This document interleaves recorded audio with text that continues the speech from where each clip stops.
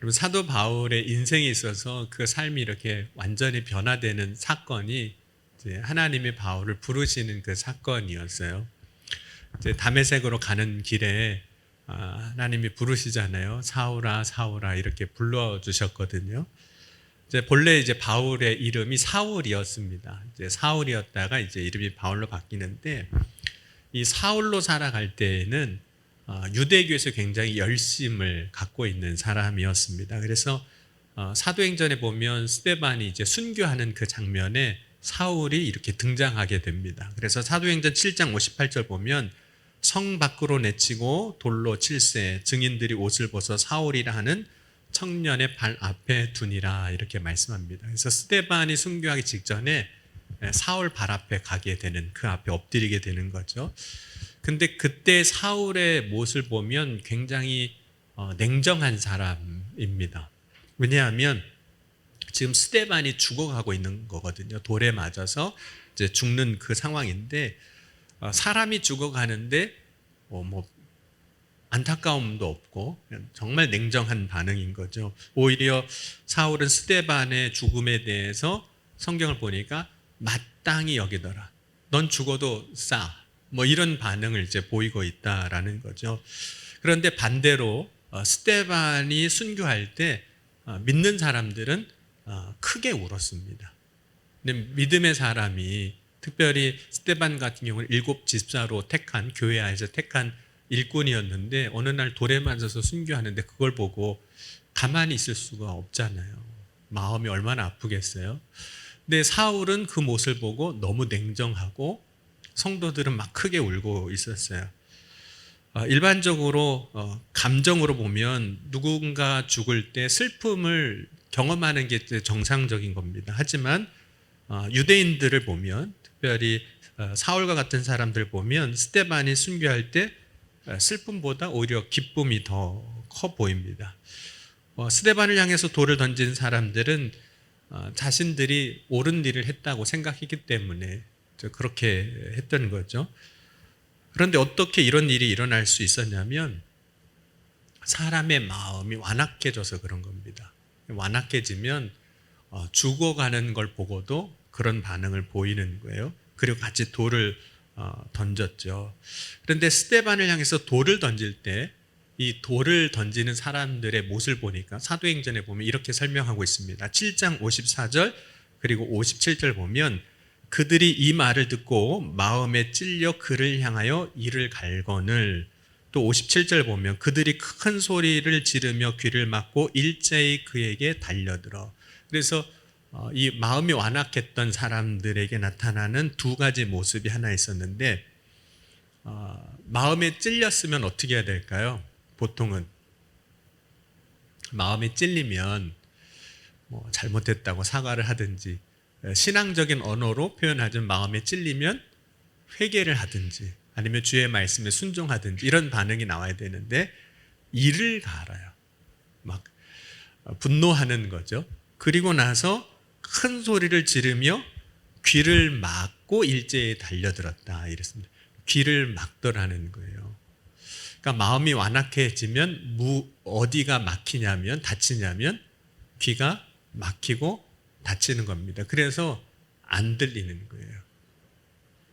사람의 소리도 안 들리고 하나님이 말씀하시는 것도 안 들리고 그런 모습이 이제 사울의 모습이었던 거죠.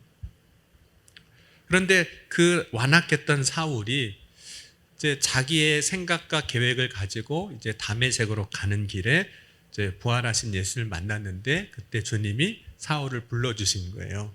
사울아, 사울아 이렇게 부르신 거죠. 그때 사울은 사실은 위협과 살기가 등등했지만 부활하신 예수님의 음성을 들었을 때는 굉장히 작아집니다. 왜냐하면 부활하신 주님을 만났을 때 그 앞에서 경험하는 주님의 위엄, 그 주님의 영광, 그 힘, 그건 너무 크게 느껴졌거든요. 그러니까 세상에서는 자기가 잘난 줄 알고 막 큰 사람처럼 살았지만 주님 앞에 딱 서고 나니까 내가 왜 이렇게 작은 사람이고 나는 정말 아무것도 아니고 그걸 경험하는 거죠. 근데 사울만 그러는 것이 아니라 저나 여러분이랑 다 똑같습니다.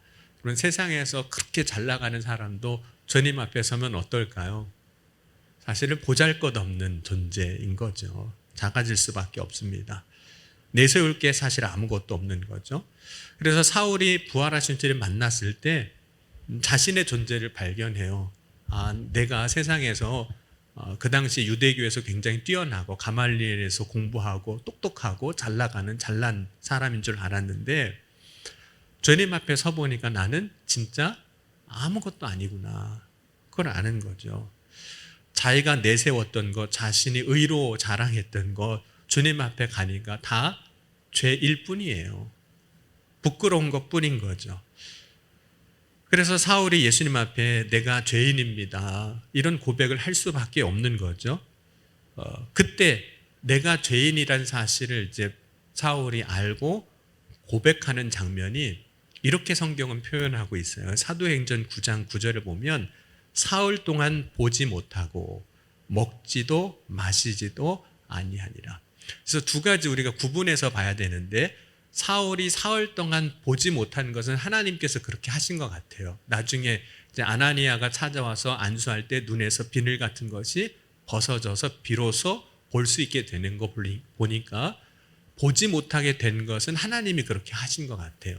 그런데 그 다음을 보면 먹지도 마시지도 아니하니라 이렇게 말씀합니다. 그러니까 하나님이 못 먹게 하신 건 아니에요. 그런데 바울 스스로가 주님을 만나고 난 다음에 앞은 안 보이게 된 거는 하나님이 그렇게 하신 것 같은데 자기 스스로가 먹지도 마시지도 않았다 이렇게 이야기를 하고 있는 겁니다. 그러니까 먹고 마시는 부분에 있어서는 보는 부분에 있어서는 하나님의 권능, 하나님의 주권이었다면 먹고 마시지 않는 부분에 있어서는 사울 자신의 의지가 들어간 일이었던 거죠. 왜 사울은 부활하신 주님을 만났을 때 안 먹은 걸까요? 왜 안 마신 걸까요? 안 마시고 왜 안 먹은 걸까요? 여러분 사울이 먹지도 않고 마시지도 않았다라는 이 행위, 그 단어로 설명되는 이 행위는 사실은 그가 금식하며 기도하기로 작정한 것을 의미하기도 합니다. 왜냐하면 이제 사울이 그렇게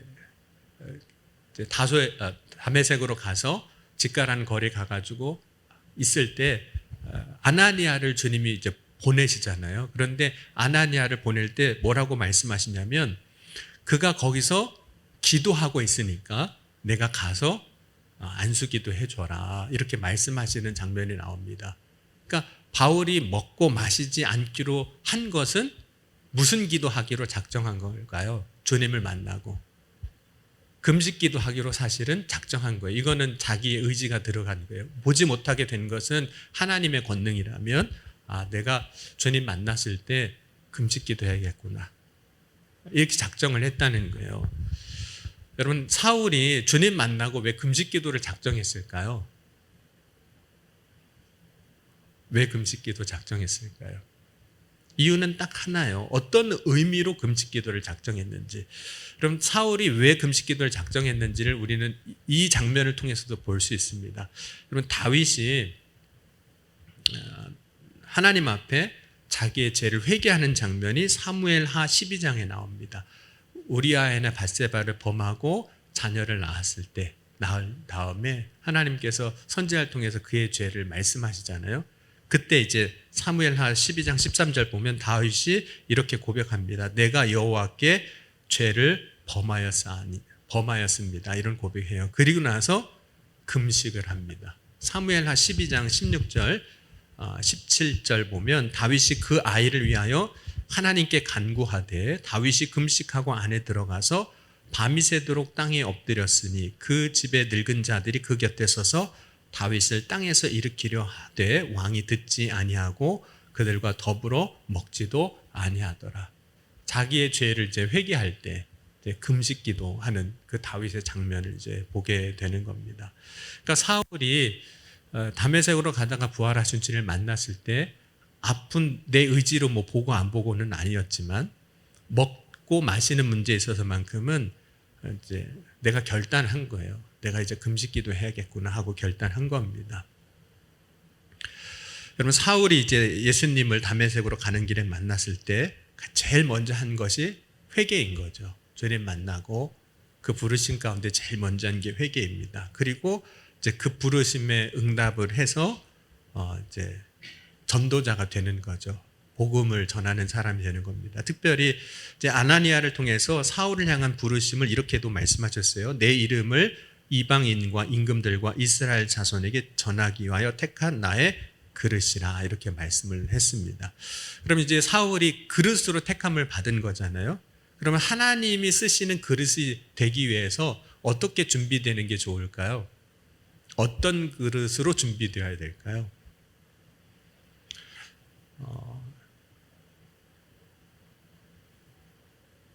주방 그릇을 바꿨더라고요. 바꾼 다음에 제일 먼저 뭐 하셨어요? 다 가지고 와서 씻으시더라고요. 새 그릇인데. 왜냐하면 쓰기 위해서. 그러니까 여러분 그릇은 어떤 그릇을 쓰게 되냐면 물론 뭐 자기의 취향도 있고 자기의 어떤 용도에 따라서 그릇을 선택하기도 하지만 결국은 모든 그릇은 어떤 상태여야만 쓸 수 있냐면 깨끗한 그릇이어야만 쓸 수 있는 거예요. 그럼 디모데 후서 2장 20절 21절 말씀 보면 큰 집에는 금그릇 은그릇뿐 아니라 나무그릇과 질그릇도 있어 귀하게 쓰는 것도 있고 천하게 쓰는 것도 있나니 그러므로 누구든지 이런 것에서 자기를 깨끗하게 하면 귀히 쓰는 그릇이 되어 거룩하고 주인의 쓰임에 합당하며 모든 선한 일에 준비함이 되리라 그랬습니다. 자, 여러분은 금그릇이 되고 싶으세요? 은그릇이 되고 싶으세요? 질그릇이 되고 싶으세요? 솔직히 금그릇이 되고 싶으시잖아요. 이왕이면 반짝반짝하고 귀하게 쓰일 것 같은 금그릇. 그런데 하나님이 쓰시는 것은 그 그릇이 금이냐 은이냐 질그릇이냐 이걸로 쓰시는 게 아니라 깨끗하게 하면 그 그릇을 귀하게도 쓰시고 천하게도 쓰신다는 거예요. 중요한 것은 깨끗함으로 준비되는 것. 그것이 이제 하나님의 부르심에 있어서 첫 번째 조건이라는 거죠. 능력이 있느냐 없느냐는 그 다음 문제고. 그래서 사울을 부르실 때 그 부르심의 역사 가운데 주님이 그의 삶에 행하신 일은 뭐냐면 먼저 회개하게 하시는 거예요. 회개하지 않고 깨끗해질 사람이 없기 때문에 그렇습니다. 그럼 사울이는 뭐 왜 하나님이 자기를 부르셨는지 정확하게 아는 거예요. 내가 하나님의 부르심 가운데 서려면 회개해야 되는 거구나. 그러니까 여러분 오늘 이 시간 저와 여러분도 하나님의 부르심 가운데 서기 위해서 제일 먼저 해야 될 일이 뭐냐면 우리를 깨끗하게 하는 일, 회개인 거죠. 얼마 전에인가 전화를 한 통 받았어요. 받았는데 전에 이제 교회 섬기던 권사님이신데 부흥회를 하다가 제가 생각나서 전화를 했대요. 거기 이제 교회 신년 부흥회를 하는데 신년 부흥회 때 강사 목사님이 본인이 잘못한 사람 있으면 용서를 빌라고 그랬다고 저한테 전화를 하신 거예요. 뭐 크게 잘못한 일은 없으신데 그분이 저한테 좀 미안한 마음이 좀 있으셨던 것 같아요. 그래서 전화를 주셨더라고요. 여차여차해서 전화를 했다고. 그래서 권사님 괜찮다고, 그때 제가 뭐 그렇게 그런 건 아니었는데 권사님이 그런 마음이셨으면 이번에 마음이 좀 잘 해결되셔서 신앙생활 앞으로 잘 하셨으면 좋겠노라고 그렇게 하고 이제 전화를 이제 마쳤거든요.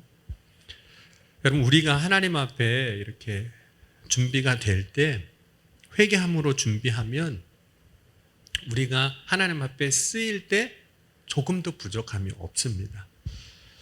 그럼 바울이 이제 부르심을 받고 이제 사역을 이제 시작을 하는데 우리가 부르심을 받았다는 것을 이렇게 이해하기도 해요. 때로는 직분을 받았다 이렇게도 생각을 합니다.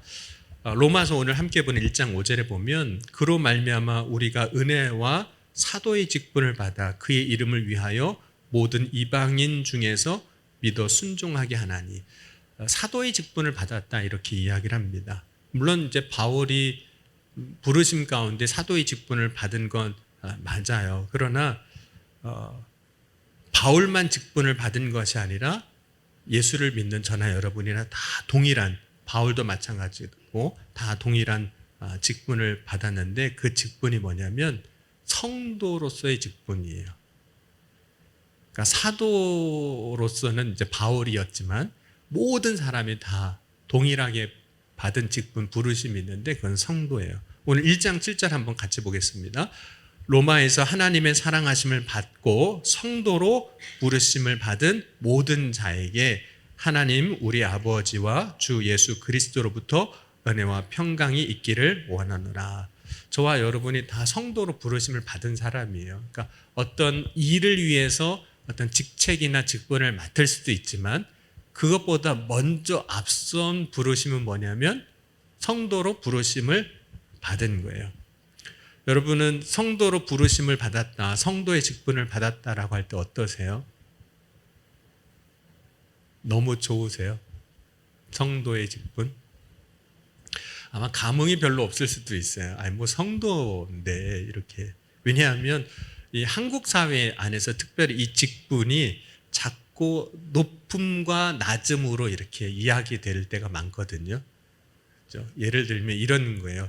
성도, 집사, 권사, 장로. 그래서 마치 직분을 받는 것을 진급하는 것, 회사에서 승급하는 것 같은 그런 느낌으로 이제 받아들이는 거죠. 그렇기 때문에 성도의 직분이라고 하면 이렇게 생각해요. 아무것도 안 맡은 사람. 그렇죠? 성도는 아무것도 안 맡은 사람 이렇게 생각하기 때문에 직분의 가치를 잘 모르는 겁니다. 그런데 직분의 가치를 알면 이 성도로 부르심을 받았다는 게 얼마나 귀하고 값진지 알게 됩니다. 여러분, 우리가 이 성도의 직분의 이 가치를 어떻게 알 수 있냐면 이렇게 알 수 있어요. 천국에서. 자, 여러분, 천국 가면 저는 뭐라고 불릴까요? 천국 가면 주님은 저를 뭐라고 부르실까요?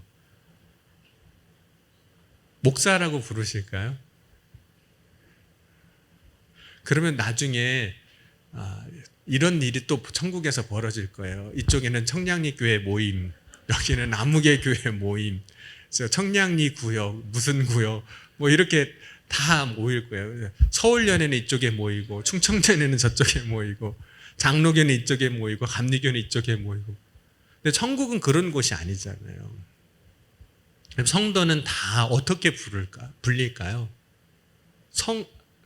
이미 얘기를 했네요. 저나 여러분이는 다 어떻게 불리냐면 성도로 불리는 거예요. 거룩한 무리, 거룩한 백성들이라고 이제 불리는 거죠. 거기는 목사도 없고요, 장로도 없고 권사도 없습니다. 그렇게 부르지 않습니다.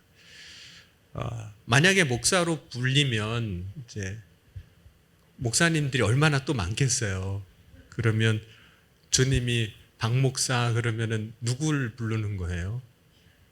우리 교회에서도 사무실에서 박 목사님 그러면 헷갈려요. 저만 있는 게 아니니까. 네, 그렇죠? 누구를 부를 수 있겠어요? 그러니까 그렇게 부르진 않습니다. 성도란 어떤 사람이냐면 예수 그리스도를 믿고 구원받은 자로서 예수 그리스도 안에서 거듭난 사람. 그게 성도예요. 저와 여러분이 성도인 거죠. 예수 그리스도를 믿을 때 일어나는 가장 큰 변화 중에 하나가 뭐냐면 우리가 성결해지는 것, 거룩해지는 것입니다. 그보다 더 큰 변화가 없어요. 여러분, 성결해진다는 것, 거룩해진다는 게 어떤 걸까요? 우리가 성결해진다고 하면 어떤 신비적인 어떤 모습으로 이렇게 달라지는 변화를 생각하지만 그렇지는 않습니다. 성결해진다고 할 때 극적인 어떤 변화가 우리 안에 없을 수 있어요. 갑자기 뭐 외모가 달라진다거나 뭐가 달라지지 않을 거예요. 사도 바울은 예수님의 그 죽음과 부활에 대해서 뭐라고 오늘 이야기하냐면 성결의 영으로 죽은 자들 가운데서 부활하셨다 이렇게 말씀하고 있습니다. 그러니까 성령에 대해서 성결의 영이라고도 이제 부르는 거죠. 그러니까 여러분 그러니까 우리가 성결해진다는 건 어떤 걸까요? 예수 그리스도 안에서 우리가 예수를 믿을 때 성결해진다는 것은 성결의 영으로 변화되는 것이니까 우리가 성결해진다는 이 얘기는 결국은 성령으로 충만해진다는 거거든요. 그러니까 저나 여러분이 예수 그리스도를 믿을 때 언제 거룩해지냐면, 성결해지냐면 하나님의 영인 성령으로 충만할 때입니다. 그러니까 성도란 예수 믿고 성령 충만한 사람이에요. 그러니까 여러분 다 예수 믿으셨죠? 네, 성도라고 불리시죠? 그럼 이제 성령으로 충만하신가요? 그건 또 아닌 것 같으세요? 네, 성령으로는 충만하진 않으세요. 여러분, 아나니아가 이제 사울을 찾아가서 기도해 줄 때 그 기도하는 장면을 보면 아나니아가 이렇게 선포합니다. 예수께서 나를 보내어 너로 다시 보게 하시고 성령으로 충만하게 하신다 하니, 이렇게 선포합니다. 지금 예수님이, 부활하신 주님이 바울이 부르심을 받고 순종하고 갈 때 뭐라고 말씀하고 계시냐면 성령으로 충만하게 하신다. 그러니까 여러분, 성도는 어떤 삶을 사는 사람이냐면 성령으로 충만한 사람이에요. 바울이 이렇게도 고백하고 선포 권면했습니다. 에베소서 5장 말씀 보면 술 취하지 말라 오직 성령으로 충만함을 받으라 그랬습니다. 여러분, 오늘 이 저녁에 성령으로 충만할 수 있기를 주의 이름으로 간절히 축원합니다. 그러면 저나 여러분이나 정말 예수를 믿었으면 성령으로 충만해야 되거든요. 어떠신 것 같으세요? 성령으로 충만하신 것 같으세요? 자, 옆에 있는 분 한번 옆구리를 꼭 찔러보세요. 네. 찌르면 뭐가 나올까요? 짜증이 나오면 그분은 이제 짜증으로 충만한 거예요. 왜 찔러? 막 이러고 막 화를 내면, 그죠? 왜냐면 우리 안에 있는 것으로 나오는 거거든요. 그러니까 여러분, 똑같은 원리예요. 예전에 우리 사랑으로 소문난 게 5월 달에 설교할 때, 그럼 우리 안에 사랑으로 충만하면 옆에 있는 사람이 찌르면 뭐가 나와요? 다 잊어버리셨죠? 사랑, 이렇게 나오는 거예요. 그러면 여러분, 성령으로 충만하면 옆에 있는 사람이 찌르면 뭐가 나오는 걸까요? 성령하고 나오는 거예요.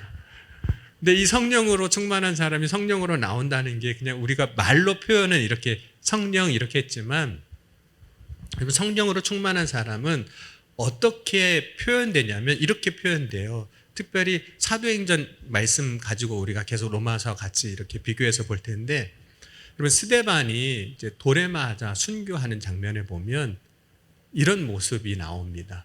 그 모습을 보면서 성령으로 충만했구나, 이걸 아는 거예요. 물론 이제 사도행전 6장에 보면 은혜와 성령이 충만한 사람 스데반이라고 이렇게 나오지만, 어떤 모습을 통해서도 알 수 있냐면 사도행전 6장 15절입니다. 한번 같이 찾아서 보겠습니다. 찔르니까 성령 충만하니까 이게 나오는구나, 이제 그걸 보는 겁니다. 사도행전 6장 15절인데 먼저 이제 성령 충만한 걸 봐야 되니까 이거부터 보겠습니다. 6장 5절 보고 8절 보고 그리고 15절로 가겠습니다. 6장 5절 같이 읽겠습니다. 온 무리가 이 말을 기뻐하여 믿음과 성령이 충만한 사람 스데반과 또 빌립과 고로고로와 니가노르와 디몬과 바메나와 유대교에 있게 했던 안디옥 사람 니골라를 택하여, 그리고 8절 가겠습니다. 스데반이 은혜와 권능이 충만하여 큰 기사와 표적을 민간에 행하니, 그리고 15절로 가겠습니다. 공회 중에 앉은 사람들이 다 스데반을 주목하여 보니 그 얼굴이 천사의 얼굴과 같더라. 그럼 사람들이 지금 스데반을 죽이기 직전의 장면들을 쭉 설명하고 있는 거거든요. 옆에서 사람들이 돌 들고 스데반을 치려고 하고 막 윽박하고 소리 지르고 그런 상황에서 스데반의 얼굴을 보니까 스데반의 얼굴이 어떻다는 거죠? 얼굴이 천사 얼굴 같다. 그럼 천사 얼굴은 도대체 어떤 얼굴이었길래 천사 얼굴 같은 거였을까요? 자, 옆에 있는 분 또 한번 보세요. 이분은 어떤 얼굴을 갖고 있나? 네, 천사 얼굴 같으세요? 네. 뭘 보고 그렇게 생각하셨나요? 천사 얼굴 같다고. 그러니까 천사 얼굴 같더라, 이렇게. 그러니까 천사 얼굴 같다라는 이 표현을 우리는 이렇게 이제 다시 표현할 수 있는데 뭐냐면 기쁨이 충만하더라는 거예요. 아니, 이 상황에서 어떻게 기쁠 수 있어요? 이 상황에서 어떻게 웃을 수 있어요? 그런데 성령이 충만하니까 지금 사람들이 나를 윽박지르고 나를 던지려고 하고 나를 죽이려고 하는 이 상황에도, 고난과 핍박 가운데서도 그 얼굴은 성령이 충만하니까, 기쁨의 영이 충만하니까 안에 있는 것이 밖으로 나오는데 그 모습이 마치 누구와 같다라는 겁니다. 천사의 얼굴과 같다라는 거예요. 그러니까 여러분, 우리가 정말 예수 그리스도를 믿고 부르심을 받은 성도로서 하나님의 영으로 거룩한 사람으로, 성령 충만한 사람으로 살아간다면 우리의 얼굴은 날마다 어때야 될까요? 이제 연습하셔야 돼요. 이제 예배 마치고 가서 거울 한번 보시고, 내 얼굴은 지금 뭘로 충만해 있나? 성령 충만한가? 기쁨이 충만한가? 그럼 기쁨으로 살아가는 삶을 살아갈 때 비로소 우리에게 맡겨진 일들, 성령으로 충만할 때, 거룩한 영으로 충만할 때 비로소 우리에게 맡겨진 일들, 부르심을 진짜 감당할 수 있는 겁니다. 그 전에는 일을 해도요, 일을 망칠 가능성이 높습니다. 일은 할 수는 있어요. 왜냐하면 우리가 살아있고 우리의 힘이 있고 우리의 능력이 있고 우리의 방법이 있기 때문에 일은 할 수 있는데, 그렇게 일하면 어떻게 되냐면 일을 하면 할수록 상대방은 너무 힘들고 함께하는 사람은 자꾸 떠나고 일이 안 되는 상황이 벌어지는 거죠. 그럼 부르심의 자리는 다 똑같지는 않습니다. 그럼 바울이 이제 사도로 부르심을 받았을 때 그 사도의 부르심의 자리는 좋았을까요? 안 좋았을까요? 지금은 이제 은퇴하셨는데 예전에 유기성 목사님이 그런 얘기를 하신 적이 있거든요. 네, 선한목자교회 담임하시고 어떤 목사님이 물어보셨대요. 목사님은 큰 교회 담임하시니까 좋으시겠어요? 이렇게 물어봤대요. 그랬더니 목사님이 그렇게 답을 하셨어요. 너도 해봐, 얼마나 힘든데. 힘드시다고. 우리가 겉으로 볼 때는 참 좋아 보이지만 실제로 그 안에서는 많은 일들이 있는 거잖아요. 힘들다, 이렇게 얘기를 하신 거죠. 그리고 사도 바울이 사도로 부름을 받았으니까 와, 대단한 권위를 가지고, 영적 권위를 가지고 사역을 했겠다, 그런 생각을 하지만 사실은 그 사도 바울이 부르심을 받고 사역했던 그 인생의 시간들을 보면 참 어려움이 많았습니다. 쉽지 않았어요. 먼저는 예수님을 만나고 난 다음에 변했잖아요. 내가 바뀌었잖아요. 그래서 바뀌어서 사도들을 찾아간 거예요. 나 예수 만나게 됐다고, 나 예수 믿게 됐다고, 나 이제 달라졌다고. 아무도 안 믿어주는 거예요. 예수 믿는 사람도 이 사울이 변한 걸 안 믿어줘요. 그런데 여러분, 유대교 쪽에서 생각해 보니까 제일 열심히였던 사울이 헷가닥 뒤집어져 가지고 예수를 박해하는 사람이 아니라 예수 전하는 사람이 되니까 이 유대교에서 사울을 또 박해하는 거예요. 그러니까 이쪽에서도 박해를 받고 이쪽에서는 안 믿어주고, 그리고 이제 전도하려고 이제 막 갔거든요. 뜨거워서 우리가 예수를 처음 만났을 때 그 뜨거움이 있잖아요. 그렇죠? 지금은 어쩐지 모르겠는데, 그렇죠? 뜨거움이 있어요. 그때는 정말 사람 만나면 전도하고 싶고 내가 만난 그 주님을 이야기하고 싶고 막 말하고 싶어서 막 뜨겁거든요. 그래서 막 전도했는데 아무도 안 믿는 거예요. 그러니까 사도행전 9장 30절 보니까 사람들이 당신 그렇게 해봐야 이쪽에서도 안 받아주고 이쪽에서도 안 믿으니 어떻게 할 방법이 없으니까 고향 다소로 내려가라. 고향으로 가버립니다. 그래서 고향으로 가요. 그리고 그 고향에서 대략 한 13년에서 14년 있다가 이제 사도행전 11장에 보면 바나바가 다소에 있는 사울을 이제 안디옥으로 데리고 와서 같이 사역하면서 이제 부흥하고 뭐 이런 역사들이 이제 그렇게 이어지는 거거든요. 그래서 한 10여 년 동안은 그냥 고향에서 가서 아무 일도 안 하고 그냥 있었던 거예요. 그러니까 바울이 예수를 만났지만 능력이 없어서 일을 못한 게 아니에요. 능력 있는 사람이에요. 그런데 조금 하나님께서 시간을 이제 미루셨던 거죠. 그럼 하나님이 바울에게 이렇게 하신 이유가 있습니다. 일이 먼저가 아니기 때문에 그래요. 여러분, 우리는 때로는 준비가 안 됐는데 막 서둘러서 일하려고 할 때가 있거든요. 근데 하나님은 그렇지가 않으셨어요. 준비의 시간이 필요하신 거죠. 부르심의 준비의 시간들이 있으신 겁니다. 그러니까 하나님이 불렀다고 바로 쓰시는 건 아닌 것 같아요. 연단도 시키시고 준비도 하시는 거죠.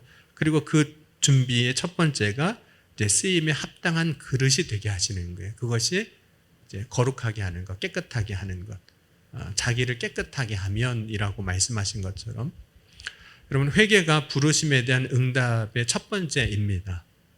그것이 이제 부르심의 출발이에요. 회개가. 그리고 나서 하나님께서 이제 하나님의 영을 부어주시고 기쁨으로 이제 사역을 이제 감당하게 하십니다. 여러분 우리가 부르심에 이제 응답으로 회개할 때 결국에는 그 부르심에 합당한 준비를 이제 시작하는 거거든요. 그리고 오늘도 하나님은 저와 여러분을 부르실 겁니다. 여러 모양으로 부르실 거예요. 그러면 그때 저와 여러분이 하나님의 부르심에 쓰임받는 귀한 자가 될 수 있기를 주의 이름으로 간절히 축원합니다. 그러나 부르심에 대해서 우리는 서두를 필요는 없어요. 준비가 먼저예요. 준비되면 하나님이 다 쓰세요. 그러니까 너무 걱정하지 마세요.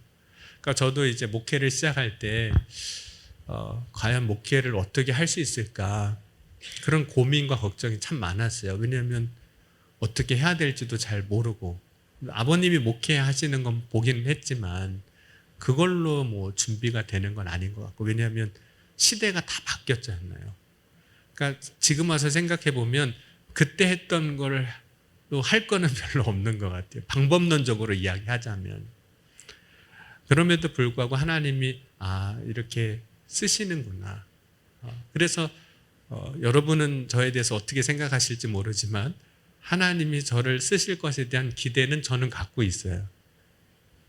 네, 아멘을 해주셔도 되고 네, 안 해주셔도 돼요. 그런데 그런 기대가 저에게만 있는 게 아니라 저는 여러분을 향해서도 하나님께서 그렇게 쓰실 것에 대한 기대를 갖고 계세요. 갖고 있습니다. 분명히 하나님이 여러분을 부르셨다면 어떻게든 쓰실 거예요. 준비가 되게 하시고 여러분을 쓰게 하실 겁니다. 그래서 어떤 모양으로도 쓰실 거예요. 그래서 하나님의 영광이 드러나게 하실 겁니다. 그 일을 위해서 저와 여러분을 성도로 부르신 거예요. 어떤 직책이나 직분으로 부르신 게 아니라 거룩한 백성으로 부르신 겁니다. 여러분 성도가 될 때 주님이 능히 우리를 통해서 주님의 뜻대로 일하실 것을 믿고 저와 여러분이 그 부르심에 합당한 자로 귀하게 쓰임받는 저와 여러분이 될 수 있기를 주의 이름으로 간절히 축원합니다. 우리 함께 우리 찬양하시고 우리 같이 함께 믿음의 고백으로 기도했으면 좋겠습니다.